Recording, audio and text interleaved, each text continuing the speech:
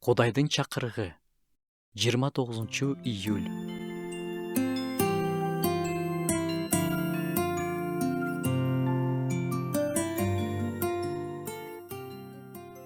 Галаттыктарга жазылган кат. Анткени бүт мыйзам өзүңдү кандай сүйсөң, жакыныңды да ошондой сүй деген бир сөз менен жыйынтыкталат. Буга чейинки аяттардан мындай сөздөрдү окуйбуз. Себеби Машаяк Иса жолунда сүннөткө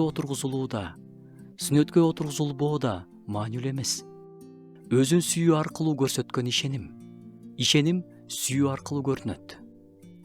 Матай жазган жакшы кабарда бир мыйзам окутуучу Ыйсага мындай суроо берди. Устат, мыйзамдагы эң маанилүү осуят кайсы? Ыйса ага мындай деп жооп берди. Кудай Теңириңди чын жүрөгүң менен, жан дилиң менен, бүт акылың менен сүй. Биринчи жана эң маанилүү осуят ушул. Экинчиси ушуга эле окшош. Өзүңдү кандай сүйсөң, жакыныңды ошондой сүй. Бүт мыйзам жана пайгамбарчылыктар ушул эки осуятка негизделген.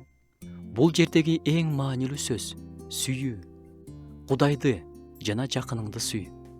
Үйгө келгенде чапаныбызды чечип, илип койгонго илгич керек.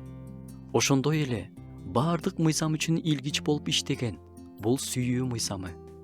Кайсы гана мыйзамды албайлы, ар бир мыйзам ушул эки нерсеге Кудайыңды сүй, жакыныңды сүй деген мыйзамга негизделген.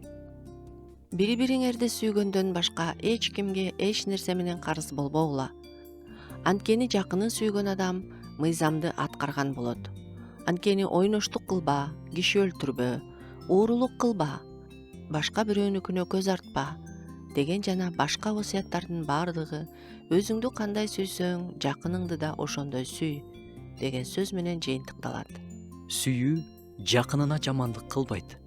Демек, сүйүү мыйзамдын аткарылышы.